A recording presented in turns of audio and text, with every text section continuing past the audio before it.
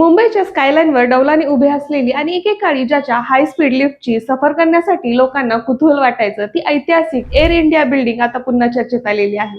होय, महाराष्ट्राचे मुख्यमंत्री देवेंद्र फडणवीस यांचे नवीन कार्यालय आता हायटेक बिल्डिंग मध्ये थाटलं जाणार आहे. पण एव्हिएशनच्या या ग्लोबल लँडमार्क पासून ते थेट महाराष्ट्राच्या राजकारणाच्या पॉवर सेंटर पर्यंतचा हा प्रवास नेमका कसा झाला आणि सगळ्यात महत्त्वाचं म्हणजे या एका निर्णयामुळे सरकारचे तब्बल 200 कोटी रुपयांचा घसघशीत बचत कशी होणार आहे हे सगळं आज आपण जाणून घेणार आहे. त्यामुळे व्हिडिओ स्किप न करता शेवटपर्यंत पहा. तर मंडळी, मुख्यमंत्र्यांच्या नेतृत्वाखाली महाराष्ट्र सरकारने नरिमन पॉइंटच्या समुद्रकिनारी असलेली 23 मजली इमारत तब्बल 1600 कोटी रुपयांना खरेदी केलेली आहे. आता मूळ मुद्दा हा आहे की एवढा मोठा निर्णय घेण्याची वेळ का आली?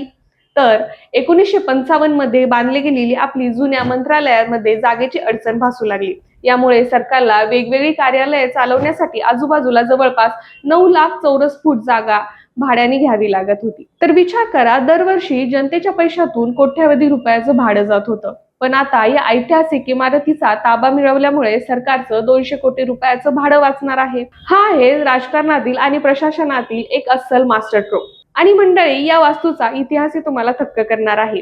1974 मध्ये उभी राहिलेली ही देखील इमारत प्रसिद्ध अमेरिकन आर्किटेक्ट जॉन बर्गी यांनी डिझाईन केलेली आहे.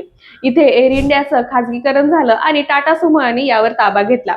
Air India associate holding limited मध्ये गेली आणि आता अखेर ती महाराष्ट्र सरकारच्या मालकीची झाली. बरं, आता तुमच्या मनात प्रश्न हा नक्कीच आला असेल की कोणत्या मजल्यावर कोणाचं स्थान असणार आहे. तर ऐका, महाराष्ट्राचे मुख्यमंत्री देवेंद्र फडणवीस यांचं मुख्य कार्यालय थेट आता सर्वात वरच्या म्हणजेच 23व्या मजल्यावर असणार आहे.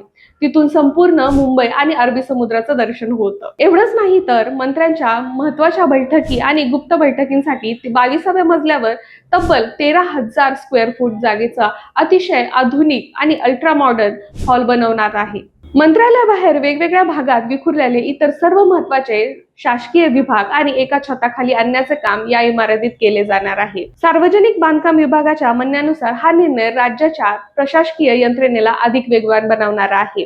तर मंडळी, सरकारच्या या निर्णयाकडे तुम्ही कशा पद्धतीने पाहता आणि दरवर्षी 200 रुपये तब्बल बचतीबद्दल तुमचं काय मत आहे आम्हाला कमेंट करून नक्की सांगा. व्हिडिओ आवडला असेल तर पब्लिक कट्टा चॅनलला लाईक करायला विसरू नका आणि सबस्क्राईब करायलाही विसरू नका.